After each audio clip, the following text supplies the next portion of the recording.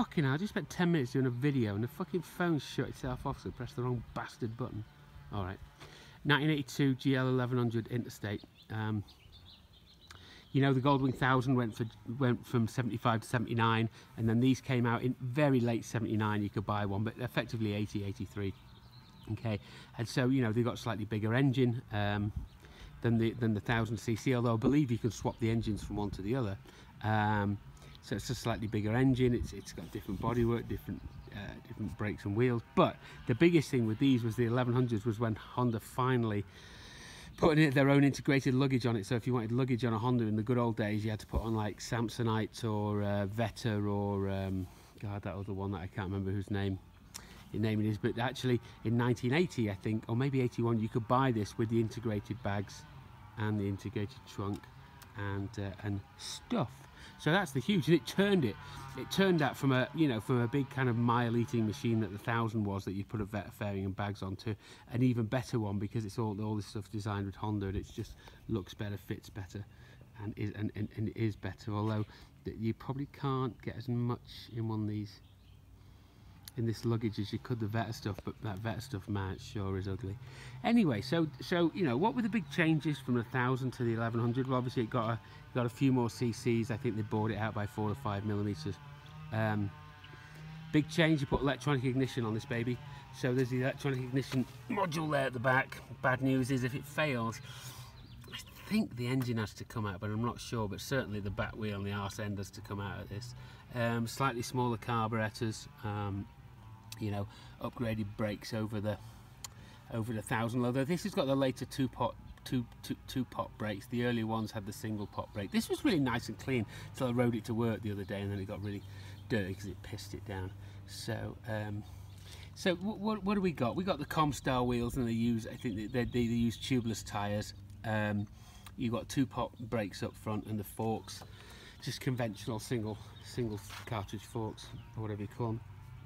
And actually, and then okay, so let's see what else. Well, obviously you got the mirrors. This has got an oversized windshield on it, and somebody's put that little chrome beacon on it, because of course they're Goldwing riders, so you put all kinds of shit all over it. You know, these ones don't have the malaise of the alternator like the 1200s do, but it's still a good idea if you buy one of these to check that it's charging. You know, and then this has also got a radio. It's got a cycle sound in it, so this is a Veta cycle sound. So these are available with or without radios. And when the Aspencade came along, you get a radio, you get a tape player, you get a CB by a company called Clarion. And yeah, you know, you can find the CBs and the radios. The tape decks are really hard to find, and they actually sit right in here. And every time I've had one, they've never worked. They've never worked. So, you know, horsepower, I don't know, 70 or 80, something like that. Top speed, about 110. MPG 40 plus, you know, on a run. And I actually had this one up to 100 a few weeks ago, and sorry, a few days ago. And it's held the road remarkably steady. Now, what I've always found with Goldwings is that, you know, if it's got shitty tyres and the wrong tyre pressures and just crappy suspension, they weave a lot and they're just not very happy. But this one was pretty happy at 100 miles an hour. It's got some aftermarket shocks on it, which let the bike sit a little bit lower than stock. You know, so this one actually rides and drives quite well. And it's done 40-odd thousand miles. It's got a different gauge on it here. That's a gauge off like a 75 or 76 or 77. So, you know, it just became a more refined bike, and it became, you know, the ultimate cruiser that you could buy there. And it's funny because, you know, Yamaha, Suzuki and Kawasaki all followed suit. Kawasaki had the Voyager, and Suzuki had the Cavalcade, and Yamaha had the Venture Royale. Royale with cheese.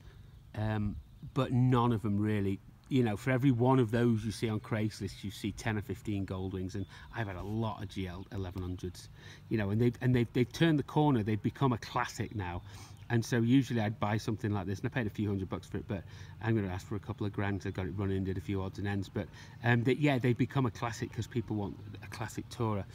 Now, in terms of riding, they're a big bike to ride, and they're good for 2 up, but they are heavy, and you feel like you're riding a bike, like you're riding a big bike. And plus, they always have this noise, right? So if you look under the tank here, you've got the airbox, right?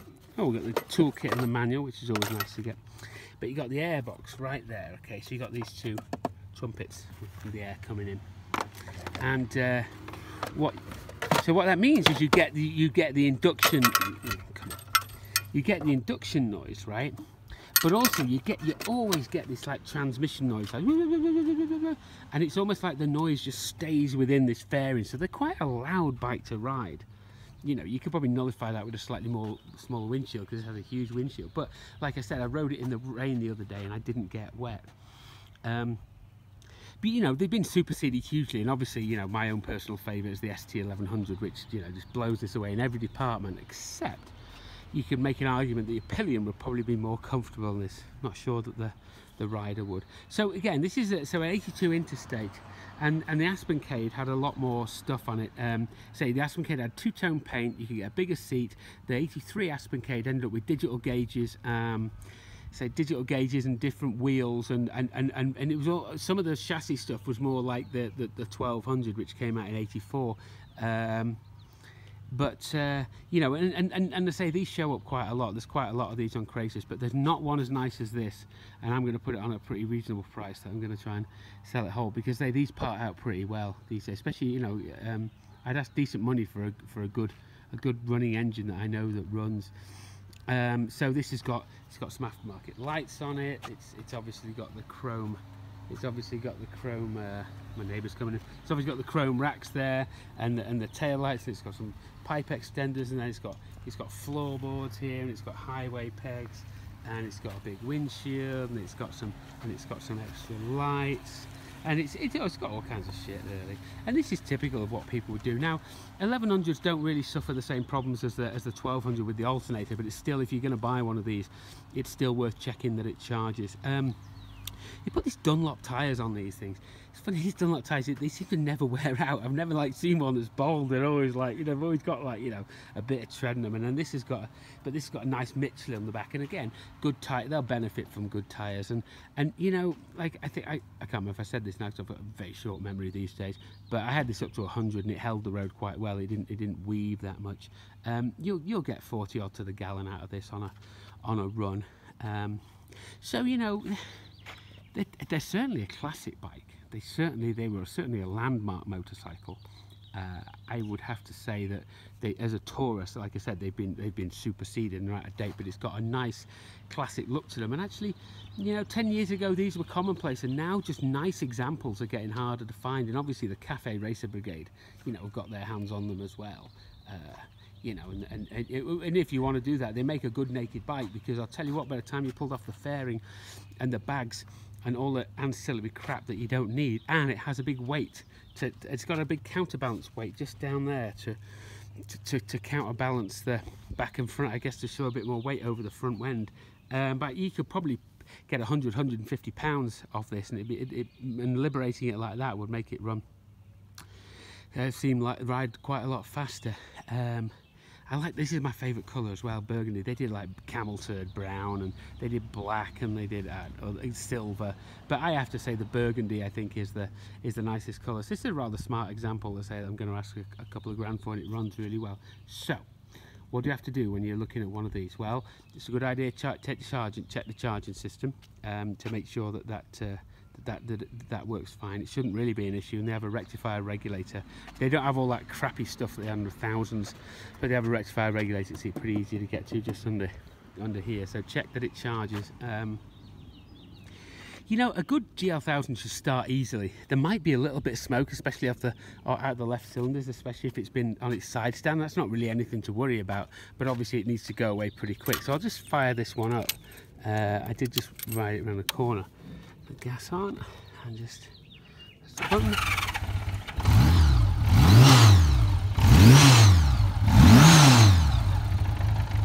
And this is idling. When it warms up, it idles about 1,000. It's idling about 750, and it really does. And the motor should be quiet. It should be a quiet motor, and there shouldn't really be any smoke and no funny smells and nothing dripping out and stuff like that. So, you know, the motors, I say the motor's the heart of these. But the funny thing is, for all the bikes that I've bought, for all of these GL1100s I've bought, I've only ever come across a couple of popped motors.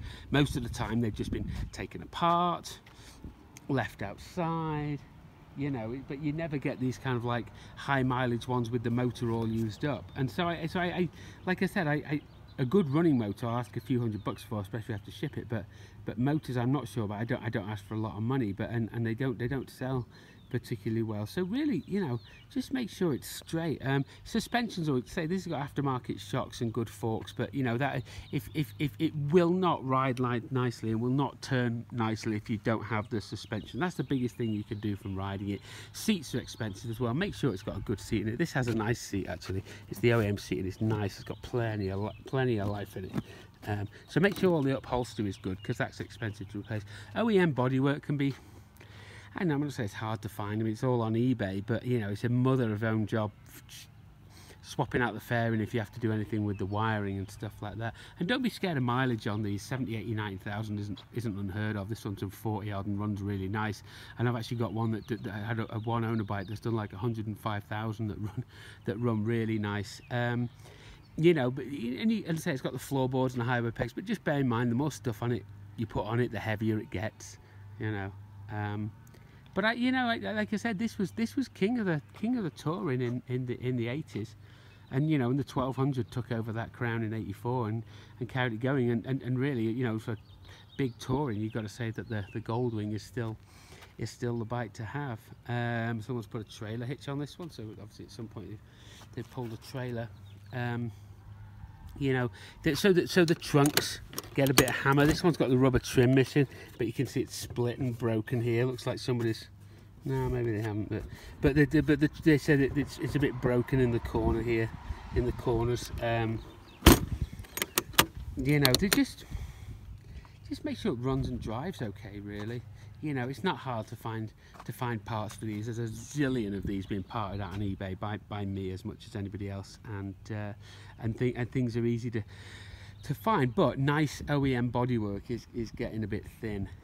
You know, it's just not as in good a supply as it used to be. That's it. You know, these really are a classic, and deservedly so. Like I said, you know, the classic mark they've got now means that people want a classic tour. It's like a bit like buying an old car. 10 or 15 years ago, these were just a commuter and a workhorse, and nobody wanted them. But say there's a lot of them on Craigslist, but nice ones like this, and I'd give this 8 out of 10. Maybe 8.5. Nice ones like this are getting harder to find, and they're going for a premium. I've seen them for as much as $3,000 or $4,000. I'll let this go for a couple of grand. And one thing though, if you do put floorboards on, I mean, they're nice stable places for your feet, no doubt, but fucking hell, they have that fucking big, stupid, moving gear shift, heel toe shifter thing that's just unpleasant to use. I find it unpleasant either. Say this has got the cycle sound on it. The radio works, but doesn't get very good reception because both the antennas are missing, and there's a CB on it, which I haven't even bothered to do anything with. But it's got some extra lights. So it's got lights on the fairing there. It's got the lights on the back, and these lights here. This one's just hooked up as a brake light.